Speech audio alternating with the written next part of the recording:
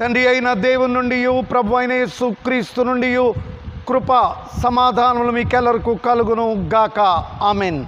ప్రభునందు ప్రియులారా, ఈ ఆగస్టులోని 4వ ఆదివారమున దేవుని యొక్క పరిశుద్ధ సన్నిధానము నుండి ఈ వాట్సాప్ ద్వారా, యూట్యూబ్ ద్వారా, ఫేస్బుక్ ద్వారా మీ అందరిని కలుసుకోవడానికి దేవుడిచ్చిన సమయాన్ని బట్టి వందనాలు చెల్లిస్తూ ఉన్నాను. మనకి ఇవ్వబడినటువంటి పాఠములను గమనించినట్లయితే లూకా సువార్తలోని 18వ అధ్యాయంలో గమనించినట్లయితే పరిసయ్యుడు సుంకరి గురించి వ్రాయబడింది. అలాగే మొదటి కొరింథీయులకు రాసిన పత్రికలో మనం గమనించినట్లయితే అపోస్తలుడైనటువంటి పౌలు యొక్క తగ్గింపు జీవితం, దేవుని మీద ఆధారపడినటువంటి జీవితం కనబడుతుంది, తగ్గింపు జీవితం. అయితే మనం గమనించినట్లయితే మనము దేవుని ఎదుట హెచ్చింపబడుతూ ఉన్నామా, తగ్గింపు జీవితాన్ని కలిగి ఉన్నామా? ఎవరి దగ్గరైనా ఎలాగన్నా ఉండొచ్చు, కానీ దేవుని దగ్గర మనము తగ్గింపు జీవితం కలిగి ఉండాలి. గమనించినట్లయితే ఇక్కడ పరిసయ్యుడు సుంకరి చూచినట్లయితే పరిసయ్యుడు సుంకరి కంటే ఎక్కువగా దేవుని ఎదుటే హెచ్చించుకుంటూ ఉన్నాడు. గమనించినట్లయితే పాత నిబంధన గ్రంథం నుండి మనం గమనించినట్లయితే అనేక విషయాలు మనకు తెల్లమవుతాయి. అబ్రహాము దేవుని సన్నిధిని అంటూ ఉన్నాడు. ఏమని అంటే, ప్రభువా నేను ధూళిని, ప్రభువా నేను బూడిదనైనా నీతో మాట్లాడడానికి నేను సరిపడేవాడిని కాదు, నేను ధూళిని బూడిదను అంటూ ఉన్నాడు.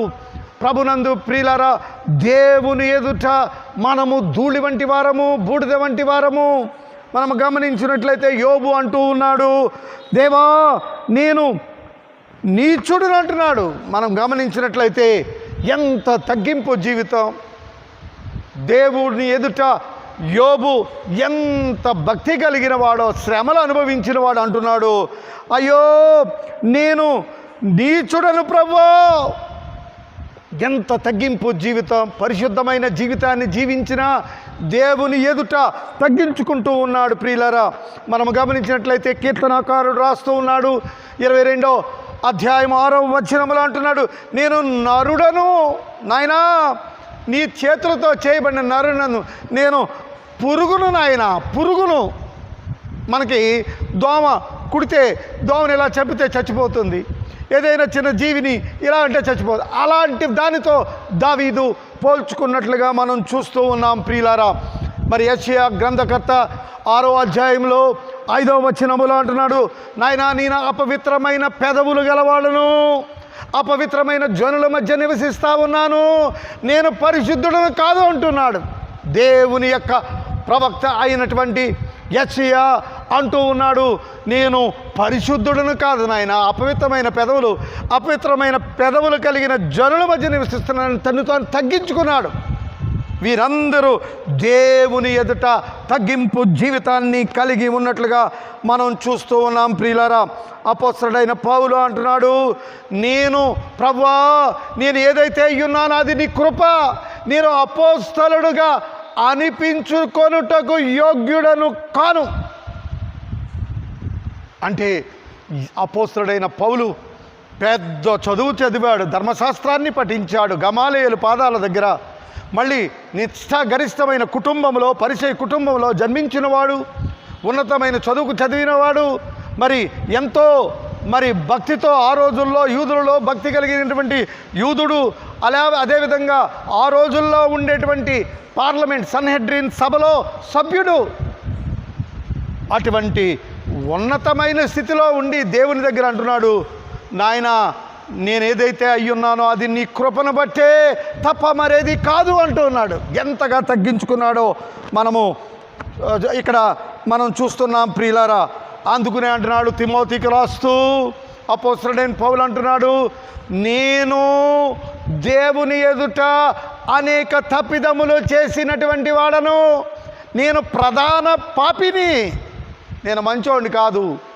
స్టెఫను రాళ్ళతో కొడితే చంపుతున్నప్పుడు వారి యొక్క వస్త్రాలకి నేను కాపలా ఉన్నాను, క్రైస్తవులను హింసించాను. అటువంటి అయోగ్యుడనైన నన్ను, ప్రధాన పాపినైన నన్ను ఆయన తన కృపచేత మార్చాడు. ఆయన బిడ్డగా చేసుకున్నాడు. ఎంత తగ్గింపు జీవితం!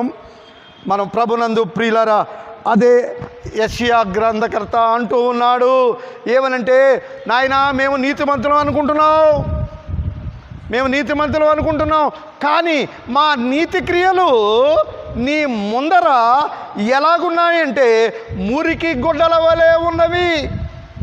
మేము నీతిమంతులు అనుకుంటున్నాం, ఏవో మంచి కార్యాలు చేస్తున్నాం అనుకుంటున్నాం, మా నీతి నీ దగ్గరికి వచ్చేటప్పటికి మురికి గుడ్డల వలె ఉంది. కాబట్టి నాయనా నీవు పరిశుద్ధుడవు, పరిశుద్ధుడు దేవదూతలతో పొగడబడేటువంటి నీ ముందు మేము గొప్పవాళ్ళమని హెచ్చించుకుంటే అది చాలా తప్పు. అయితే పరిసయ్యుడు అలాగున హెచ్చించుకుని ఏం చేస్తున్నాడో మనం చూస్తాం. ఏంటంటే ప్రార్థన చేస్తూ ఉన్నాడు. పరిసయ్యుడేమో ముందుకు వచ్చి ప్రార్థన చేస్తున్నాడు, సుంకరేమో వెనకాలన్నాడు.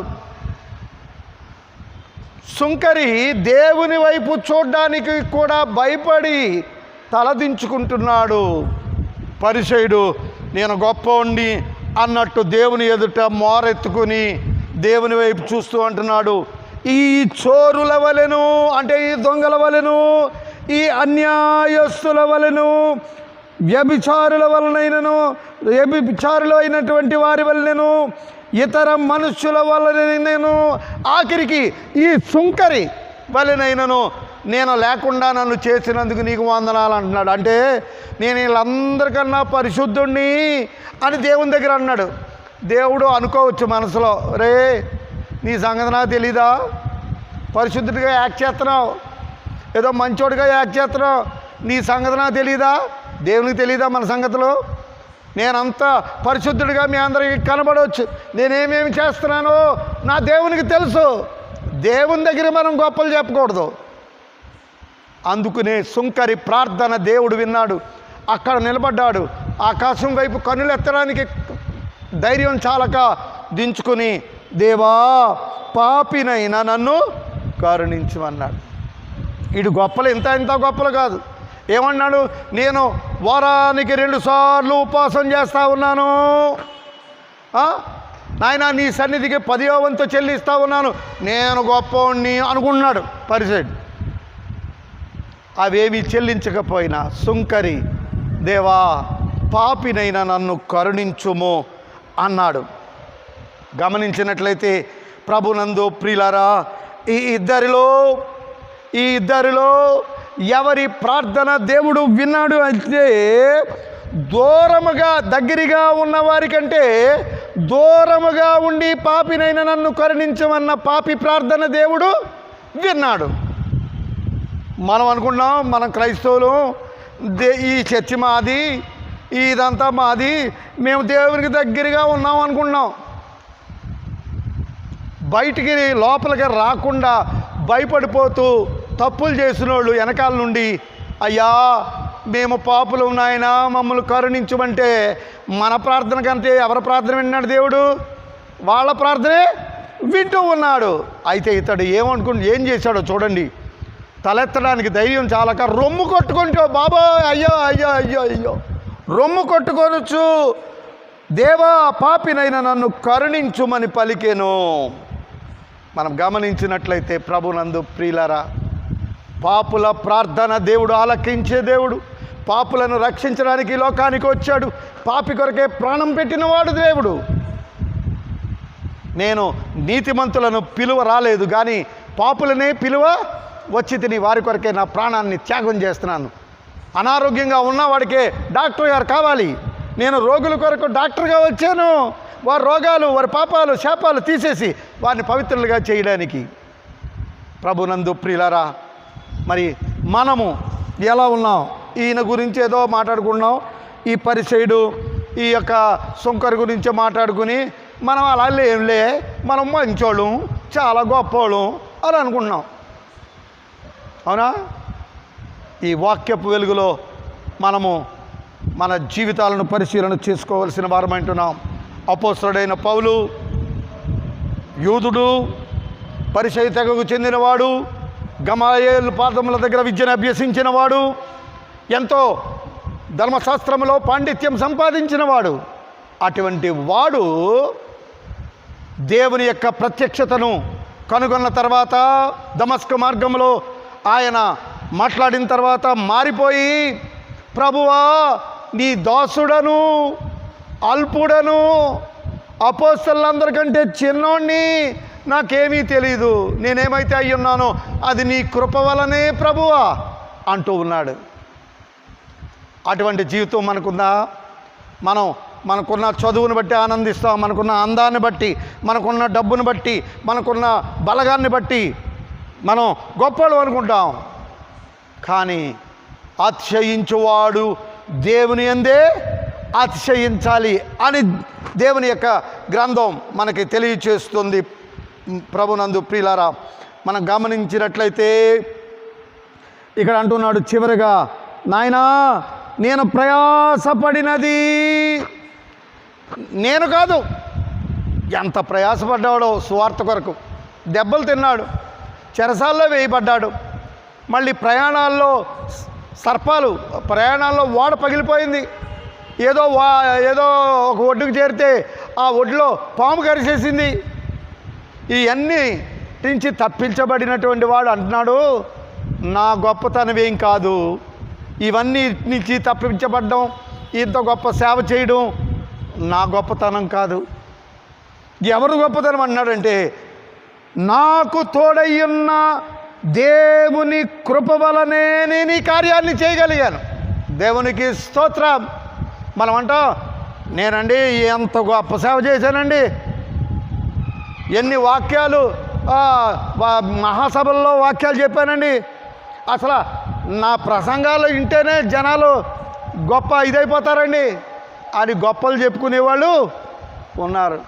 అయితే అపోస్తలుడైన పౌలు ఇంత సేవ చేసి, నేనేమైతే అయ్యున్నానో ప్రభువా నీ కృప వలనే, నీవు నాకు తోడై ఉన్నావు కనుక ఇది చేశాను, కానీ నా గొప్పతనం ఏం లేదు, అంతా నీ కృపే, అంతా నీ కృపే. ప్రభునందు ప్రియమైనటువంటి దేవుని యొక్క సంగమ, సమయం లేదు కనుక మరి త్వరగా ముగిస్తూ ఉన్నాను. గమనించినట్లయితే మనము పరిచయన వలె మరి డంబాలు గొప్పలు చెప్పుకుంటూ జీవితాలను కొనసాగిస్తూ ఉన్నామా? దేవుని సన్నిధిలో దేవునికి తెలీదా మనం ఎంత గొప్పవాళ్ళమో? సుంకరి, అందుచేతే సుంకరి ప్రార్థన విన్న దేవుడు, అందుకనే అన్నాడు దావీదుకు రాసిన కీర్తనలో, ఈ దీనుడు మొర్రపెట్టగా యెహోవా ఆలకించును, అతని శ్రమలన్నిటిలో నుండి అతన్ని రక్షించును అన్నాడు. దీనత్వము కలిగి ఉండాలి దేవుని దగ్గర, గొప్పతనాలు కాదు. దీనత్వము కలిగి, భయము కలిగి, వణకు కలిగి దేవుని సన్నిధిలో తగ్గింపు జీవితాన్ని ఎవరైతే జీవిస్తారో వారిని దేవుడు అత్యున్నతంగా హెచ్చిస్తాడు. దావీదు గొర్రెలు కాసేవాడిని దీవించాడు, ఆశీర్వదించాడు. గమనించినట్లయితే ప్రభునందు ప్రియులారా, మరి బాలుడైన సమూయేలును ఇశ్రాయేలీయులకు ప్రవక్తగా చేశాడు. గమనించినట్లయితే బానిస పిల్ల అయినటువంటి ఎస్తేరును మహారాణిని చేశాడు. బానిస పిల్లలైనటువంటి షడ్రక్, మేషక్, అబేద్నెగోలు ఆ దేశానికి ముఖ్యులయ్యారు. దానియేలు ఆ దేశానికి ప్రధానమంత్రి అయ్యాడు. ముగ్గురులో గొప్పవాడు. మరి మనము తగ్గింపు జీవితం కలిగి ఉన్నామా? తగ్గింపు జీవితం కలిగి ఉండాలి. ఎవరి దగ్గర? దేవుని దగ్గర. దేవుని దగ్గర ఆ విధంగా మనం తగ్గింపు జీవితం కలిగి ఉంటే ఆయన హెచ్చిస్తాడు. అందుకనే అంటున్నాడు ఫిలిప్పీలకు రాసిన పత్రిక 2వ అధ్యాయం 5వ వచనంలో అంటున్నాడు, ఏమంటున్నాడంటే చూడండి, మన జీవితములను ఆయన వాక్య వెలుగులో మన జీవితాలను పరిశీలన చేసుకోవాలి. చేసుకుంటే దేవుని సన్నిధిని తగ్గింపు జీవితం కలిగి ఉంటే ఆయన మనలను హెచ్చింపు జీవితమునకు నడిపిస్తాడు.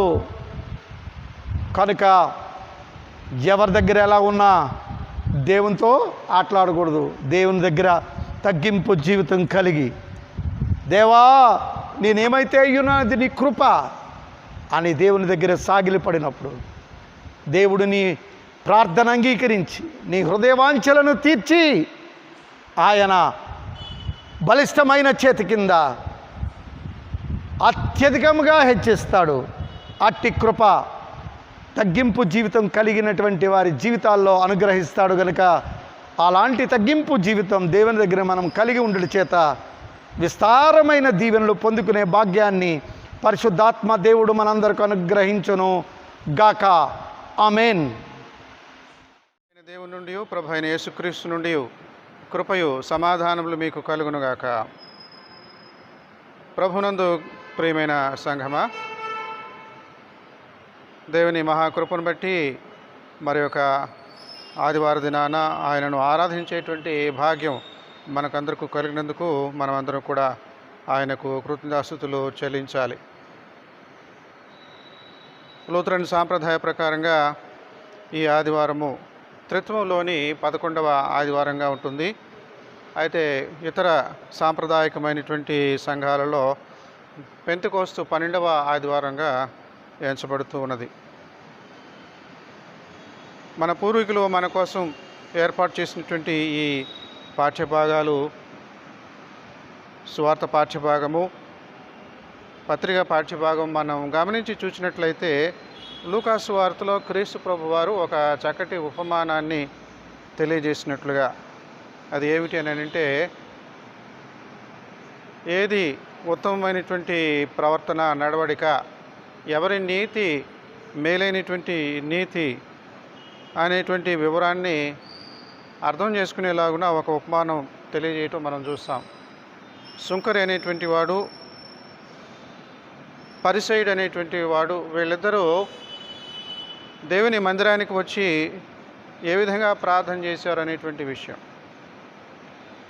అదేవిధంగా పత్రిక పాఠ్యభాగంలో చూసినట్లయితే అపోస్తుడైనటువంటి పౌలు తనను గురించి తాను ఏ విధంగా అనుకుంటున్నాడు, తన ఆత్మీయ పుత్రుడైనటువంటి తిమోతితో ఏ విధంగా అంటూ ఉన్నాడనేటువంటి విషయాన్ని రెండింటిని జోడించి కూడా మనం చక్కగా ఒక సందేశాన్ని అందుకోవచ్చు. అది ఏమిటనంటే, తన్ను తాను హెచ్చించుకున్నవాడు తగ్గించబడును, తను తాను తగ్గించుకున్నవాడు హెచ్చించబడును. ఆ మాట క్రీస్తు ప్రభు వారు చెప్పినటువంటి ఉపమానంలో మనం చూస్తాం. మన జీవితంలో మనం చాలాసార్లు మనలను గురించి ఇతరులతో పోల్చుకుంటూ, మనకంటే ఎవరైనా ఒకవేళ ఇతరులు అధములుగా ఉన్నట్లయితే, తక్కువ వారుగా ఉన్నట్లయితే సాధారణంగా వాళ్ళను పోల్చుకుంటూ వాళ్ళకంటే నేనెంతో మెరుగైన వాడిని, మెరుగైన దానను అన్నట్లుగా మరి గొప్పలు పోతూ ఉండేటువంటి ప్రమాదం ఉన్నది. అది సరైనటువంటి భక్తి కాదు. అది గురువింద భక్తి. గురువింద పూస నేను పూర్తిగా ఎర్రగా ఉన్నానని భ్రమపడుతూ ఉంటుంది, గర్వపడుతూ ఉంటుంది. తన క్రింద నలుపు ఉన్నదనేటువంటి సంగతి గమనించుకోదు. అదేవిధంగా చాలామంది భక్తి,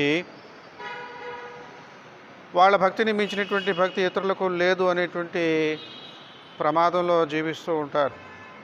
తప్పైనటువంటి వేషధారణతో కూడినటువంటి భక్తిలో కొనసాగుతూ ఉంటారు. అది సరైనటువంటి భక్తి కాదు. యథార్థమైనటువంటి భక్తి మరి నిజమైనటువంటి పశ్చాత్తాపంతో కూడినదిగా ఉంటుంది. నిజమైనటువంటి భక్తి గుండెలు పిండిన భక్తిగా ఉంటుంది, కానీ గురువింద భక్తిగా ఉండదు. గుండెలు పిండి విరిగి నలిగిన హృదయంతో దేవుని సన్నిధానంలో ప్రార్థించే భక్తిగా ఉంటుంది. కాబట్టి పరిసయుడు తాను బయటకు కనిపించేటువంటి భక్తి వేషాలన్నీ కూడా చక్కగా వేస్తూ ఉన్నాడు.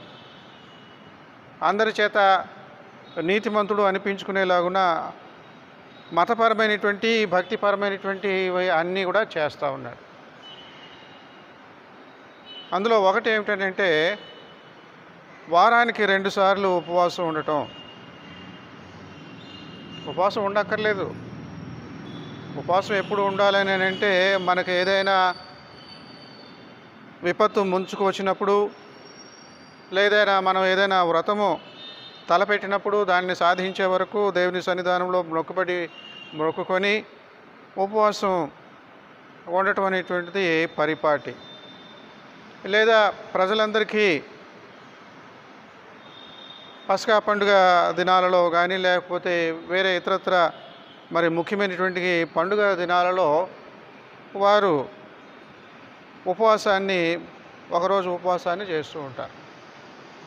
అయితే ఈ పరిసయ్యులు కొంతమంది ఏ విధంగా ఉంటూ ఉన్నారంటే ప్రతి వారం 2 రోజులు చొప్పున సోమవారం, గురువారం ఈ 2 రోజులు కూడా ఉపవాసం ఉంటారు. ఉపవాసం ఉండేటప్పుడు మరి శరీర బలహీనత ఉండవచ్చు, మానసికంగా ఒకలాంటి నిరుత్సాహం ఉండవచ్చు. దాన్ని బట్టి చూసే వాళ్ళకి వాళ్ళ ముఖాలు నీరసంగాను వికారంగాను ఉంటాయి. ఈ రకంగానే వాళ్ళు ముఖాలు పెట్టుకొని తిరుగుతూ ఉంటారు. అది సరైనటువంటి భక్తి కాదు. అంత మాత్రమే కాకుండా నీ రాబడి అంతట్లో 10వ వంతు చెల్లించమని ధర్మశాస్త్రం చెప్తే, రాబడి అంతట్లో అంటే నువ్వు సంపాదించే సంపాదనలో అని అంటే వీళ్ళు ఆ రకంగా మాత్రమే కాకుండా పెట్టే ప్రతి ఖర్చులో కూడా 10వ వంతు, వంటగదిలో పోపు గింజలు తాలింపు వేయాలంటే అందులో 10వ వంతు తీసి పక్కన పెడతారు. కొత్తిమీర వేయాలంటే 10వ వంతు తీసి ప్రక్కన పెడతారు. ఈ రకమైనటువంటి మరి వికారమైనటువంటి భక్తి, గురువింద భక్తి వాళ్ళు కలిగి ఉన్నారు. క్రీస్తు ప్రభువారు అటువంటి భక్తిని మెచ్చుకోడు. ఇంకొక వ్యక్తి ఉన్నాడు, సుంకరి. వృత్తిరీత్యా లంచాలు తీసుకుంటేనే కానీ మరి అక్కడ చెల్లుబాటు కాదు అన్నట్లుగా ఉన్నది పరిస్థితి. ఇతరుల మధ్య, తన తోటి వారి మధ్య మరి లోకుగా ఉండేటువంటి పరిస్థితి. ఇలాంటి కారణాలు ఉన్నాయో ఏమో, మొత్తానికి ఇతడు చేస్తున్నది తప్పు అని గ్రహించాడు. ప్రజలను విసిగిస్తూ, ప్రజలను మరి ఎన్నో రకాలుగా మరి పట్టి పీడిస్తూ ఆ డబ్బులు వసూలు చేయడము, ఇటువంటివన్నీ కూడా తప్పుడు వ్యవహారాలని గ్రహించిన వాడై పశ్చాత్తాపముతో దేవుని సన్నిధిలో ప్రార్థిస్తూ ఉన్నాడు. పరిసయ్యుడు అయితే ఏ రకంగా ప్రార్థిస్తున్నాడు? పరిసయ్యుడు ఏ రకంగా ప్రార్థిస్తున్నాడంటే, దేవా, నేను చోరులను, అన్యాయస్తులను, వ్యభిచారులనైన ఈ మనుషుల వలెనైనను, ఇదిగో ఈ సుంకరి వలెనైనను వండనందుకు నీకు కృతజ్ఞతాస్తుతులు చెల్లించుచున్నాను. నేను వాడికిలాగా వ్యభిచారిగా లేను, వాడికిలాగా అబద్ధాల కోరులాగా లేను, వాడికిలాగా దొంగలాగా లేను, అందుకు నీకు వందనాలు దేవా అని ప్రార్థన చేస్తున్నాడు. అది ఎంత భయంకరమైనటువంటి భక్తి! అది గురువింద భక్తి, అందుకే అంటున్నాను. కానీ పశ్చాత్తాపంతో ఉన్నటువంటి ఈ వ్యక్తి సుంకరి, అతను ఎలా ప్రార్థన చేస్తున్నాడంటే, దేవా, పాపినైన నన్ను కరుణించుమని పలికెను. నేను పాపిని, నేను తప్పు చేశాను, నేను ఒప్పుకుంటున్నాను. నువ్వు కరుణించకపోతే నాకు విడుదల లేదు, నాకు విమోచన లేదు, దయ చూపించు, కరుణించు అని దేవుణ్ణి బ్రతిమాలేటువంటి పరిస్థితి. మహాభక్తుడు తిమోతికి ఆత్మీయ తండ్రి అయినటువంటి పౌలు కూడా చాలా చక్కటి మాట అంటాడు. తిమోతితోనే ఈ ఉత్తరం రాసినటువంటిది మనం చదువుకున్నాం. అదే తిమోతి పత్రికలో మనం చూద్దాం. మొదటి పత్రిక 1వ అధ్యాయం 16వ వచనంలో చక్కటి మాట అంటాడు, మనకందరికీ తెలిసినటువంటి మాట. ప్రధాన పాపినైన నాయందు అనేటువంటి మాట వాడతాడు. I'm the prime sinner. నేను ప్రధాన పాపిని. పాపులందరినీ అలాగా బరిలో నిలబెడితే, ఈ లోకంలో ఉన్న వాళ్ళందరినీ కూడా అలా బరిలో నిలబెడితే ముందు వరుసలో మొట్టమొదటిగా కనబడేవాడిని నేనే అని అంతగా పశ్చాత్తాపంతో తన ఆత్మీయ పుత్రుడి దగ్గర చెప్పుకుంటూ ఉన్నాడు పౌలు. నేను ప్రధాన పాపిని, నేను ఒప్పుకుంటాను, కానీ దేవుడు చాలా కృపగలిగినటువంటి వాడు. ఆయన కృపను బట్టి మరి నేను ఎంతగానో ఆశీర్వదించబడుతున్నాను, ఆయన కొరకు సాక్షిగా నిలబడుతున్నాను అనేటువంటి మాటలు ఈ పూట మనం చదువుకున్నాం. అదే కొరింథీయులకు రాసినటువంటి మొదటి పత్రికలో 15వ అధ్యాయము మొదటి 10 వచనాలలో మనం చదువుకున్నాం. అందులో చూసినట్లయితే 9వ వచనం, నేను అపోస్తలులందరిలో తక్కువ వాడను, నేను అపోస్తలులందరిలో తక్కువ వాడను, దేవుని సంఘమును హింసించినందున అపోస్తలులను అనిపించుకున్నటకు యోగ్యుడను కాను. ఇక్కడ సుంకరి ఏ రకంగా పశ్చాత్తాపంతో దేవుని ఆలయం దగ్గర చేరి ప్రార్థిస్తూ ఉన్నాడో ఆ రకమైనటువంటి తగ్గింపు స్వభావము, విరిగినటువంటి హృదయము పరిశుద్ధుడైనటువంటి పౌలుకు ఉంది. నేను అపోస్తులందరిలో తక్కువ వాడను. ఆ రోజుల్లో చాలామంది మరి భక్తులను అపోస్తులని పిలుస్తూ ఉండేవారు. ముఖ్యంగా 12 మందినే మొదటగా పిలిచేవారు. కానీ ఇంకా అనేక మంది చాలా భక్తి శ్రద్ధలతో త్యాగపూరితమైనటువంటి పరిచర్య చేసినందుకు వాళ్ళని కూడా అపోస్తులని పిలుస్తూ ఉండేవారు. ఆ జాబితాలో పౌలుని కూడా చేర్చారు. అపోస్తులని పిలుస్తూ ఉన్నారు. మీరు ఆ రకంగా పిలుస్తున్నారు, కానీ నేను అపోస్తులందరిలో తక్కువ వాడను. ఎందుకు అనంటే దేవుని సంఘమును ఒకానొకప్పుడు నేను హింసించాను, క్రైస్తవులను హింసించాను, నేను అపోస్తులను అనబడుటకు యోగ్యుడను కాను అని చక్కగా తనను తాను తగ్గించుకున్నాడు. మరి ఇక్కడ ఈ పరిసయుడు అలా లేడు. నేను ఈ పలాని వాళ్ళలాగా లేను కదా, నీకు కృతజ్ఞతలు అనేటువంటి ధోరణిలో ఉంటూ ఉన్నాడు. నేను చోరులను అన్యాయస్తులను వ్యభిచారులునైన ఈ మనుషుల వలనైనను ఈ సుంకరి వలనైనను ఉండనందుకు నీకు కృతజ్ఞతాస్తుతులు చెల్లించుచున్నాను. చాలామంది ఒకవేళ మనలో ఎలాంటి మనస్తత్వం ఉందేమో ఒకసారి పరీక్షించుకోవాలి. మన భక్తి ఇలాంటి గురువింద భక్తి లాంటిదిగా ఉన్నదేమో, కానీ మనకు ఉండవలసినటువంటిది గుండెలు పిండి దేవుని సన్నిధానంలో విరిగినటువంటి హృదయంతో ప్రవర్తించేటువంటి భక్తిగా ఉండాలి.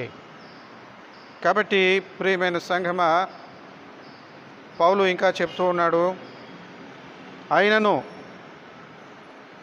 నేను పనికిరానటువంటి వాడిని, అపోస్తలుల జాబితాలో చేరనటువంటి వాడిని అయినప్పటికీ, దానికి యోగ్యుడిని కానప్పటికీ, కానీ నేను అపోస్తలుడనుగా పిలువబడటం నాకు అది ధన్యత. అది నన్ను బట్టి వచ్చినటువంటిది కాదు, దేవుని కృపను బట్టి వచ్చినది మాత్రమే. ఆ మాట తర్వాత వచనంలో చెప్తాడు, అయినను నేనేమై ఉన్నానో అది దేవుని కృప వలననే అయి ఉన్నాను. ఎంతమంది మనం ఈ మాట చెప్పగలం? కొంతమంది అంచెలంచెలుగా పైకి ఎదిగిపోతూ ఉంటారు. ఈ రోజుల్లో మనం చూస్తూ ఉంటాం, క్రైస్తవ మహాసభలు అని అంటే ప్రసంగికుల యొక్క ఫోటోలే కనబడతాయి, కానీ యేసుక్రీస్తు ఫోటో ఎక్కడా కనబడదు. ఎవరి కోసం ఈ సభలు? ఎవరిని ప్రచురం చేయడానికి, ఎవరిని ప్రకటించడానికి, ఎవరిని శ్లాఘించడానికి అని అంటే యేసుక్రీస్తు ప్రభు వారిని. మరి ఆయన ఎక్కడ కనబడాడు? ఈ ప్రసంగికుల మరి ఫోటోలే పెట్టుకుంటాం మనం. పౌలు అంటాడు, అయినను నేనేమై ఉన్నానో అది దేవుని కృప వల్లనే అయి ఉన్నాను, మరియు నాకు అనుగ్రహింపబడిన ఆయన కృప నిష్ఫలము కాలేదు, కానీ వారందరికంటే నేను ఎక్కువగా ప్రయాసపడి తిని. ఈ మాట చెప్పుకోగలగాలి. నేను ఎక్కువగా ప్రయాసపడగలిగి తిని. చాలామంది ఏమిటి అని అంటే అన్నీ అమర్చి ఉన్నటువంటి మరి అన్నీ వడ్డించినటువంటి విస్తరాకు లాంటి పరిచర్య ఉంటుంది చాలామందికి. చాలా సులువుగా పనులన్నీ చక్కపెట్టేసుకోగలరు సేవ అనేటువంటి పేరుతో. కానీ పల్లెటూళ్ళల్లో మరి ఏజెన్సీలలో ఆయా రకాలైనటువంటి ప్రజల మధ్య ప్రాంతాలలో నిస్వార్థమైనటువంటి సేవ చేసేటువంటి మరి పల్లెటూరు పాస్టర్లు, చదువు తక్కువ ఉన్నటువంటి పాస్టర్లు, వాళ్ళ యొక్క పరిచర్య ఎంత గొప్పది.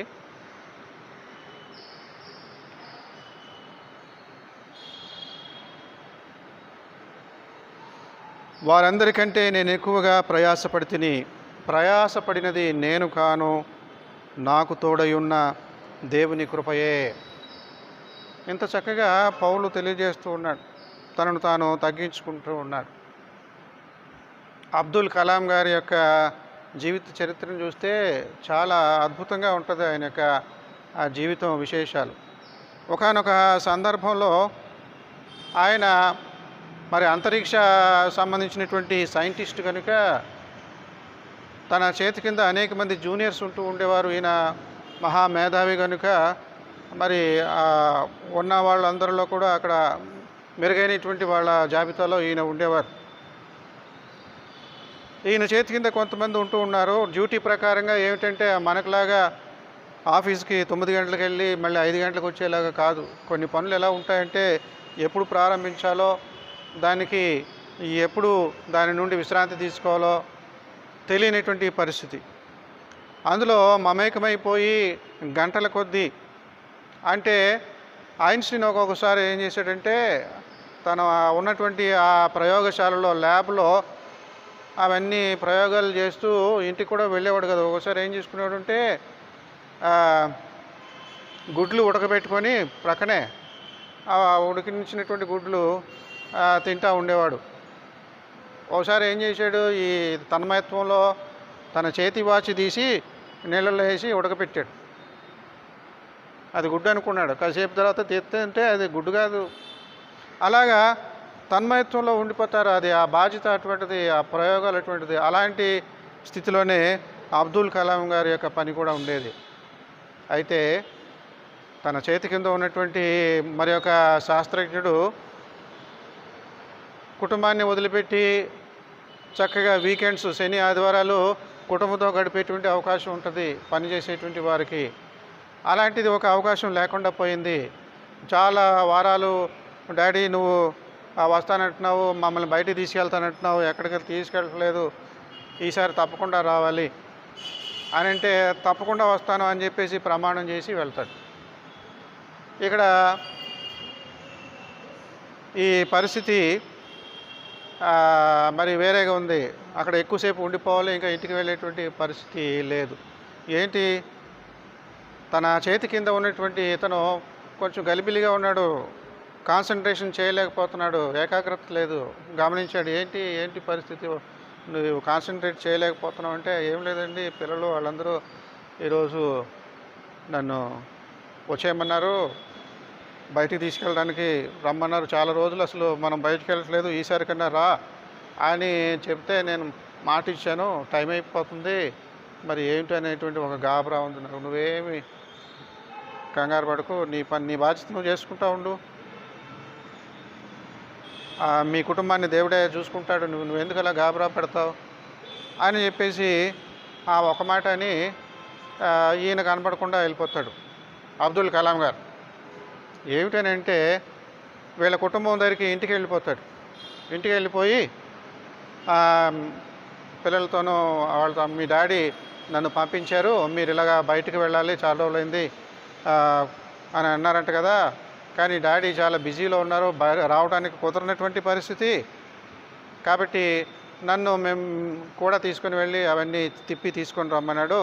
ఆ పార్కులు అవన్నీ కూడా అలా మీరేమేమి చూస్తారో అవన్నీ కూడా సమయం గడుపుతారో అదంతా కూడా ఉండి చక్కబెట్టమన్నాడు అని చెప్పేసి ఈయన అబ్దుల్ కలాం కారు వేసుకొని వెళ్ళి వాళ్ళ ఇంటికి వెళ్ళి వాళ్ళందరినీ చక్కబెట్టేసి తిరిగి వదిలిపెట్టేసి వెళ్ళిపోతాడు.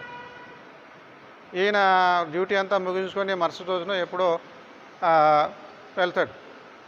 వెళ్ళిన తర్వాత మీరు చాలా బిజీగా ఉన్నట్టున్నారు, పోన్లేండి మీ కార్ డ్రైవర్ని పంపించారు, ఆయన చాలా చక్కగా శ్రద్ధగా ఊరంతా తిప్పాడు, మాకు చాలా సంతోషమైంది అని చెప్తే, అవునా నేను ఎప్పుడు పంపాను, కార్ డ్రైవర్ ఎవరు, ఎలా ఉంటాడు ఏంటి అంటే, పలానా పలానా జులపాలు వేసుకొని ఉంటాడు, నెరిసిన ఎంటుకలు ఉంటాయి. అయ్యయ్యో, ఆయన మా గురువు గారు, ఆయనే వచ్చాడా మన ఇంటికి. ఈ రకమైనటువంటి తగ్గింపు స్వభావము ఎంతమందిలో ఉంటుంది? బాధ్యతాయుతమైనటువంటి ఆలోచన ఎంతమంది ఉంటుంది? ఈ పరిసేడికి ఎంతసేపు, దేవా నేను చోరులను అన్యాయస్తులను వ్యభిచారులను అయినా ఈ మనుషుల వలనైనను ఈ శంకరు వలనైనను ఉండనందుకు నీకు కృతజ్ఞతాస్తుతులు. పౌలు అలా అంటలేదు. నేను ఒకానొకప్పుడు సంఘాన్ని హింసించినటువంటి వాడిని, నేను అపోస్తులను అనిపించుకోవడానికి యోగ్యుడను కాను, అయినప్పటికీ అపోస్తుల అందరికంటే ఎక్కువగా ప్రయాసపడింది ఎవరు అని ఒకవేళ ఆరా తీస్తే నేనే కనబడతాను. అది నా గొప్పతనం కాదు, దేవుని యొక్క కృప. ఆ రకంగా ఉండాలి మన జీవితాలు, మన యొక్క ఆలోచనలు, మన ప్రవర్తన. అంతేగాని మన ప్రవర్తన, మన నీతి గురువింద భక్తిని పోలినదిగా ఉండకూడదు, కానీ గుండెలు పిండి దేవుని సన్నిధానంలో వలకపోసేటువంటి భక్తిగా ఉండాలి. ఆ రకమైనటువంటి భక్తి మరి దేవుడు మనకందరికీ అనుగ్రహించాలి. అటువంటి ప్రయాసతో మన క్రైస్తవ విశ్వాస యాత్రను కొనసాగించాలి. దేవుడి కొద్ది మాటలు దీవించునుగాక. మహాపరిశుద్ధుడా, నీకు స్తుతులు స్తోత్రాలు. ఇచ్చినటువంటి వాక్యాన్ని బట్టి వందనాలు. వాక్యము మా హృదయాలలో, మా జీవితాలలో ఫలించాలి. మేలైనటువంటి రీతిలో మాదిరికరమైనటువంటి వారముగా సత్యసువార్తను మా జీవితాల ద్వారా ప్రకటించగలిగేలాగున మమ్మలను బలపరచమని, మాలో ఉన్నటువంటి తప్పిదములను పాపములను దయతో మన్నించమని, పశ్చాత్తాప హృదయంను మాకందరికీ అందించమని మా ప్రభువును నీ ప్రియకుమారుడైన క్రీస్తు నామమున నేను అడుగుచున్నాము తండ్రి, ఆమేన్. సమస్త జ్ఞానమునకు మించిన దేవుని సమాధానం యేసుక్రీస్తు వలన మీ హృదయములకు మీ తలంపులకు కావలి ఉండును గాక.